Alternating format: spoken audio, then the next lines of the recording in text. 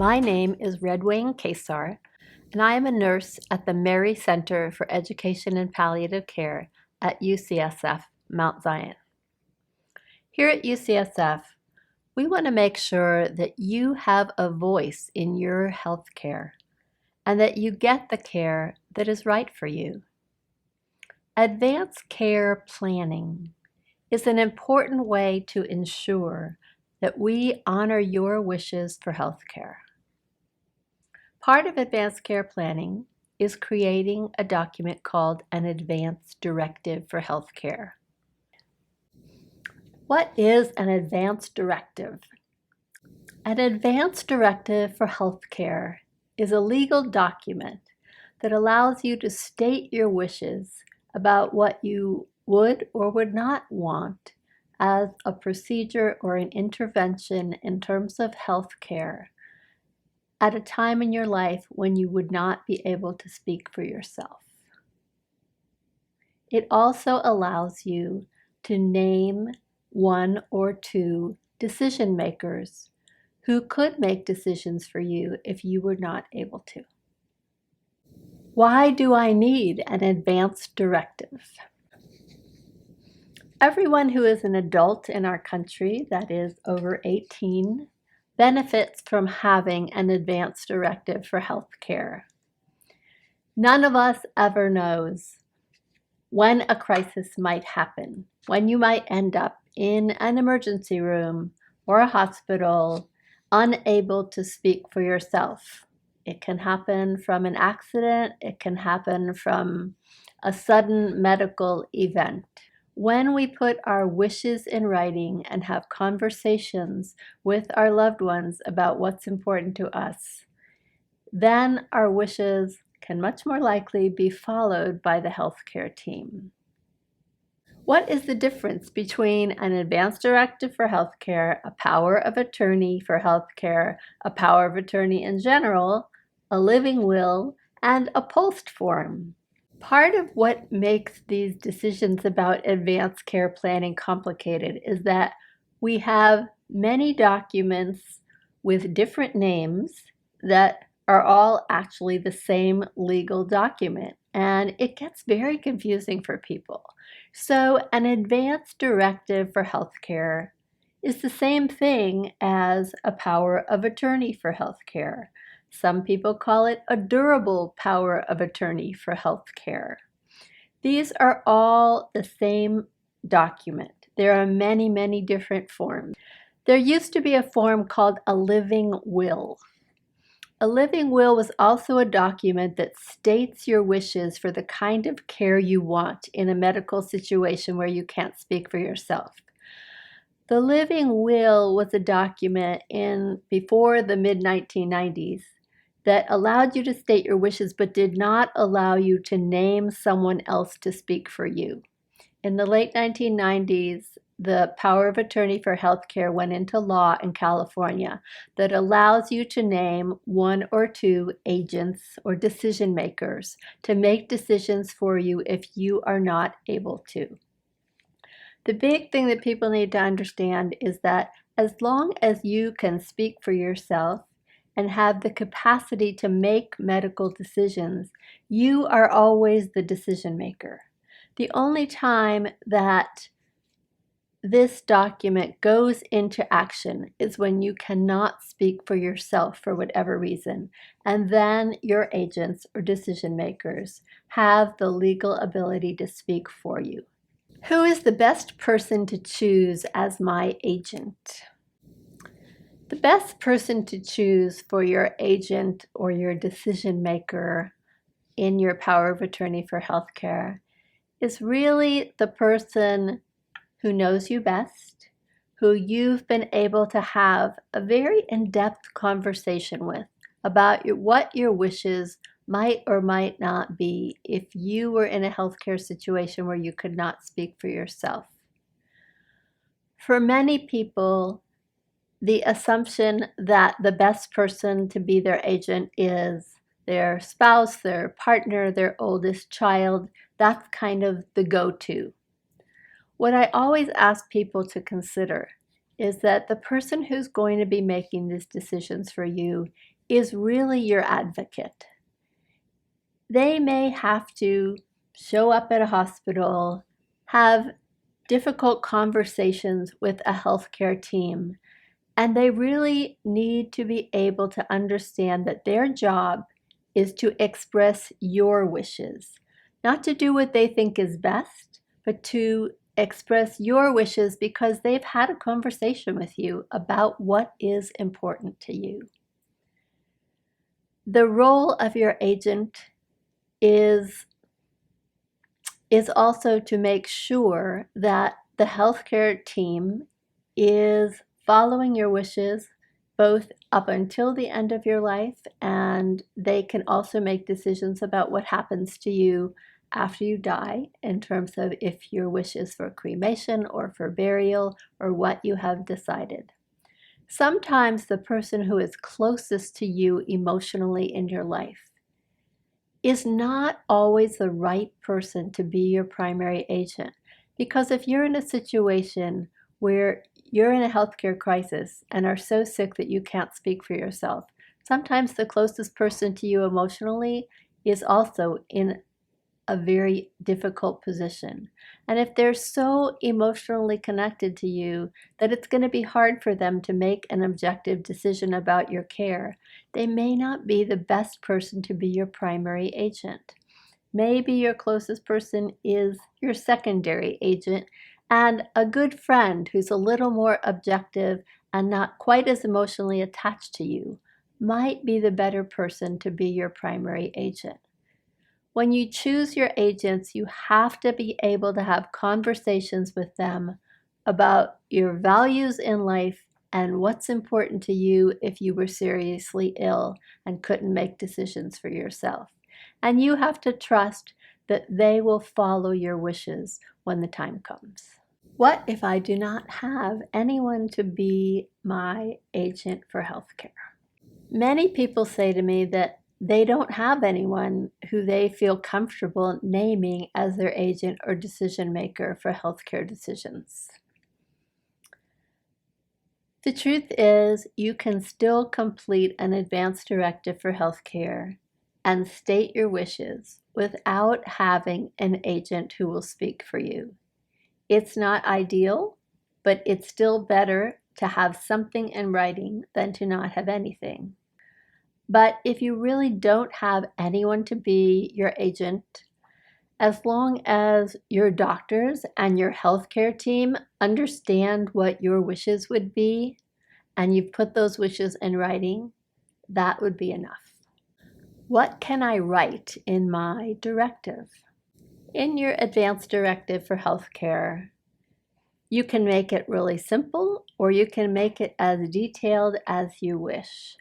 The basic things that you're writing in your advance directive are who you name as your agents or decision makers, and what your main decisions are in terms of if you would want to be on what we call life support, on machines that would keep you alive if your body was failing.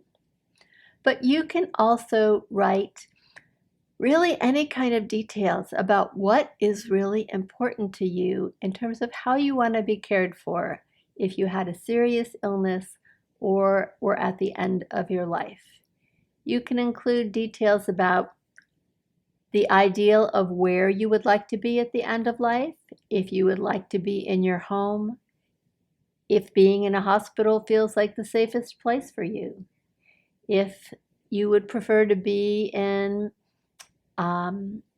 some kind of facility where you knew that there were going to be nurses and people to take care of you. Decisions about life support, which we used to think of only as being on a ventilator, a machine that breathes for you. Those decisions are more complicated these days because you can also make decisions about whether or not you want artificial feeding and fluids, about whether you would want IV antibiotics, whether you would want to be on dialysis if your kidneys were failing. All of these things are part of what we consider life support in healthcare. There is a tool that people use to help them understand what's important, and it's called Go Wish. And it's a card deck that states a wish of some sort on the back of each card. And you go through the deck, and ideally with your family or friends or the people who are going to be your decision makers, and you kind of make piles of the cards of what's important to you and what's not so important to you. And then you go back and you look at the pile of things that are really important to you, and you can use that to help advise the kinds of things that you might add to your advance directive that are really important to you, but that people wouldn't know if you didn't tell them about it. It's a great tool. You can get it online. It's just called Go Wish Cards, and it really helps people think about what informs decisions about how you want to be treated at the end of your life. It's important for people to understand the values of how you've lived your life and how those values affect how you want to be treated at the end of your life. What do I do with the forms once they are completed? So once you have completed your advance directive for healthcare, you make copies of it, as many copies as you would like. Truly, your doctor or doctors should have a copy. The healthcare system that you relate to should have a copy, and ideally make sure that it is scanned into your electronic medical record so that it's always accessible to the healthcare team. Your decision makers or agents should absolutely have a copy of your directive.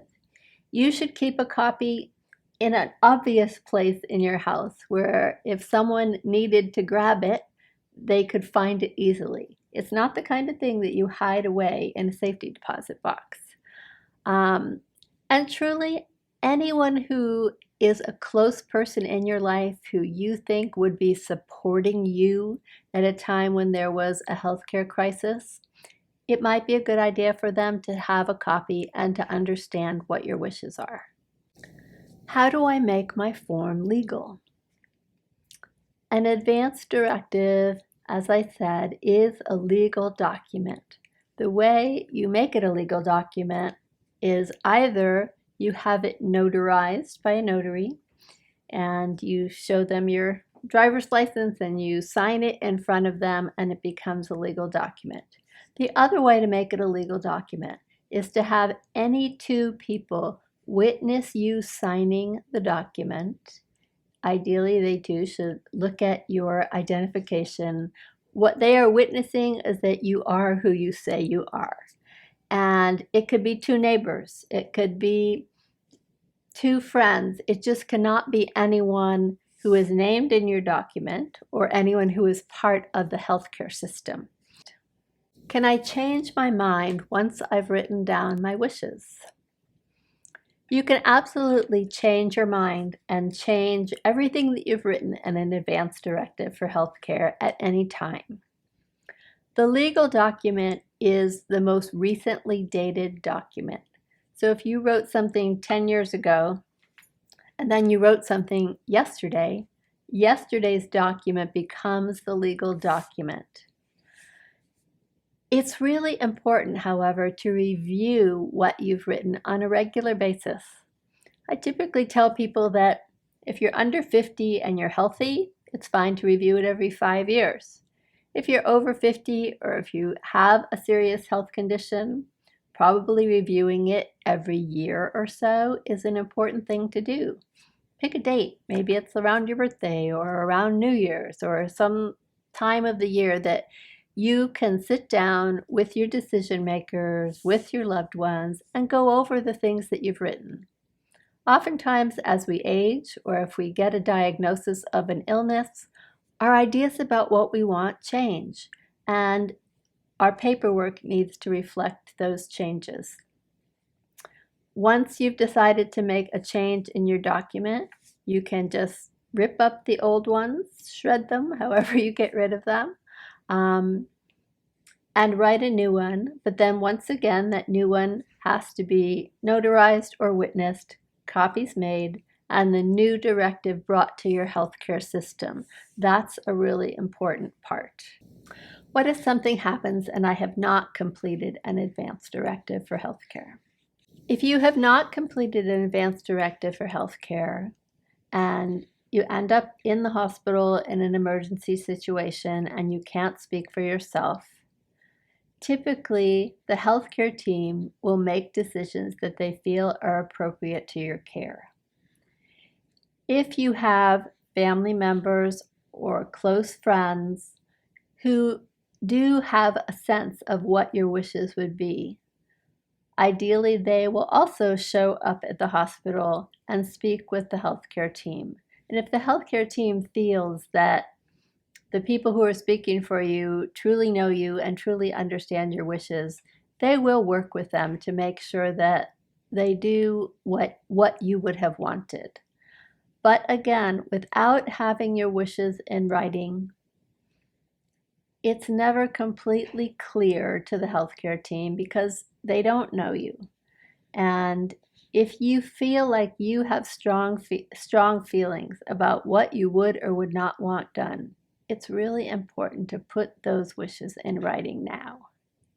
Is there a benefit to having completed a form even if I never use it?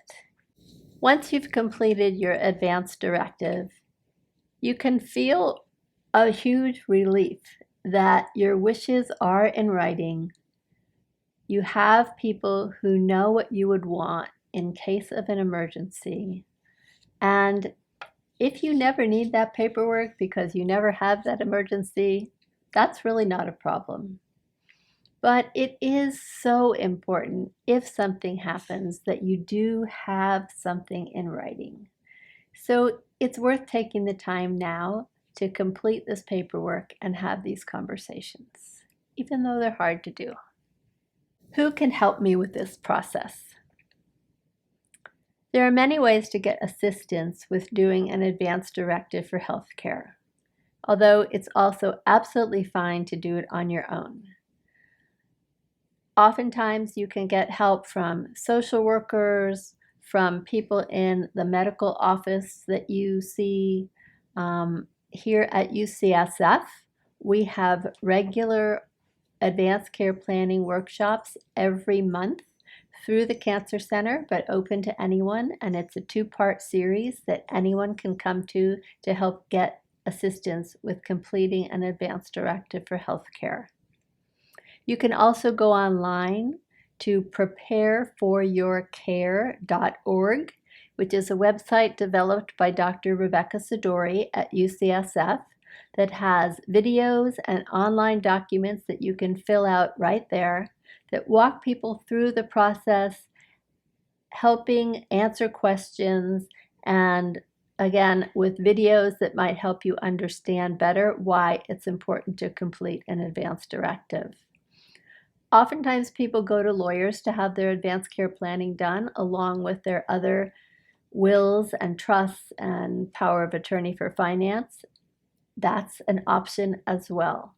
I really suggest, however, looking at the Prepare for Your Care website or coming to a workshop where you can get your questions answered. Why do we do advanced care planning and create these documents? We do advanced care planning and write down our wishes as a gift to our loved ones.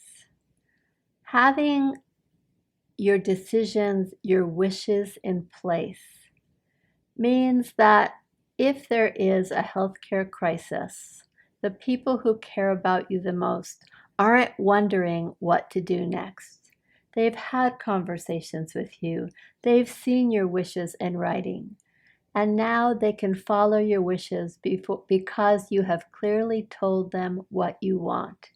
It's an incredible gift to families to be able to understand these things ahead of a crisis so that there aren't questions and chaos and confusion at a very difficult time in one's life. Please complete your advance directive for healthcare when you're healthy, when you're able to think about these questions, and when you understand that doing this now is a gift to everyone who cares about you.